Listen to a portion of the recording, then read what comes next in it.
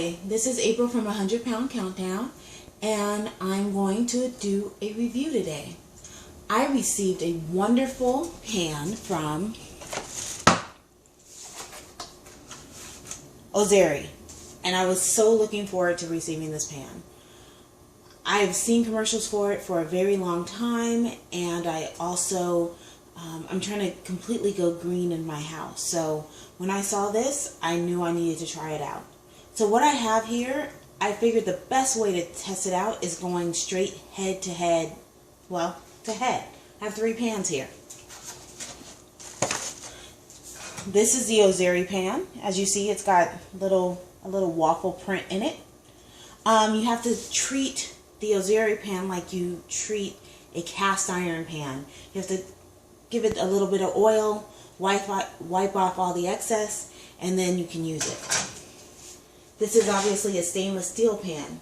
For the most part, this is the favorite pan that I like to use. I did put butter in it because, as you see, it's not non-stick. And I want to make sure that my eggs don't stick, but I want to see the difference between each one. And then here's my regular non-stick pan. So we're going to try out all 3 and see how each of them do.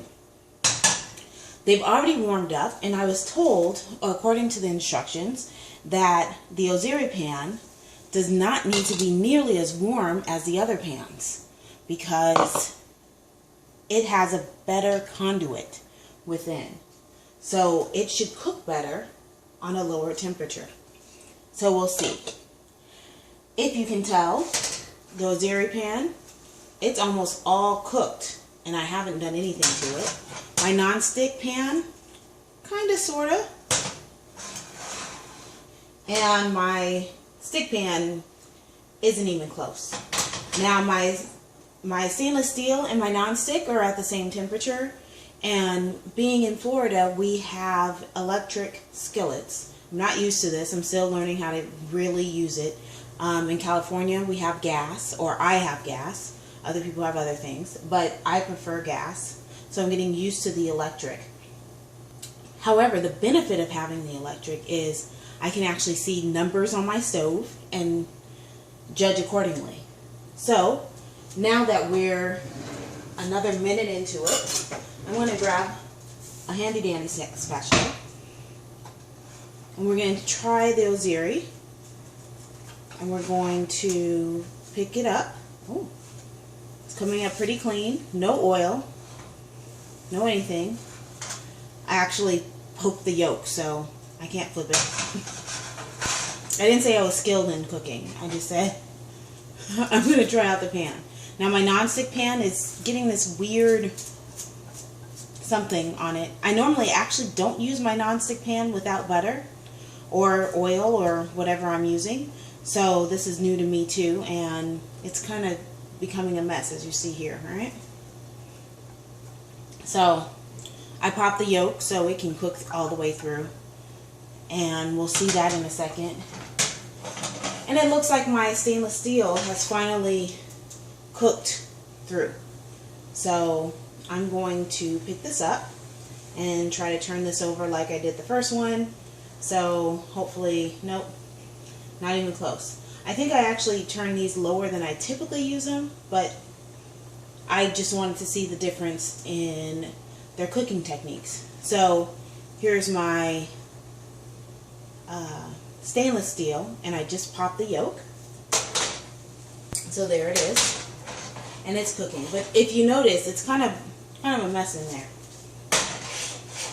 The only one that seems to still be together is the Ozeri. And then I just picked it up and flipped it. No problem. So this one's actually done. That was super fast. What was it? A minute maybe? The other 2 are still kind of chilling here, cooking. I'm going to turn both of these up just a tad so we can speed this up. They are eggs. They don't need too much. So I'll tell you a little bit more about the Ozeri since we're waiting for these other ones to cook. It also says that this can go in the oven. This can go in the oven with this. This is a rubber handle. but it can go into the oven for up to 386 degrees Fahrenheit. And like I said, you treat it as a cast iron.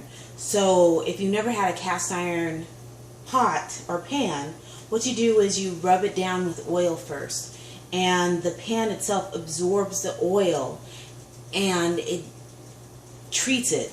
Basically, it's like a treatment for it.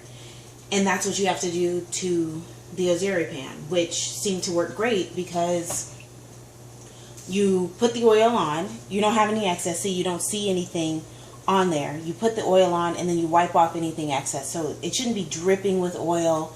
You shouldn't have any, you shouldn't really see the oil. The oil should seep into the pan, which is fine. That's exactly what cast iron does.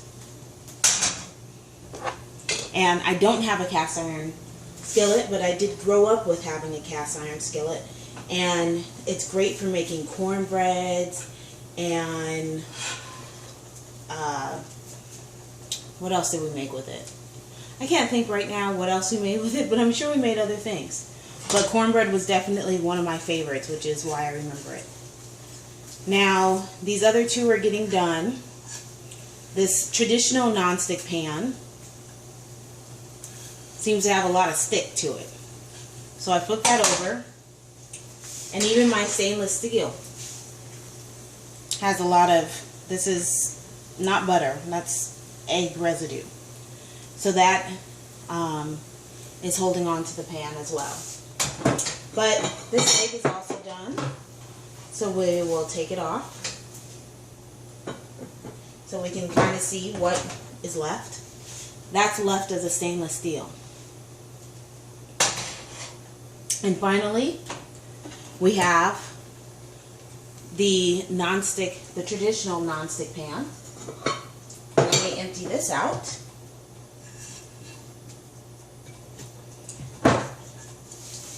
This had nothing in it, and now it has a bunch of egg residue in it.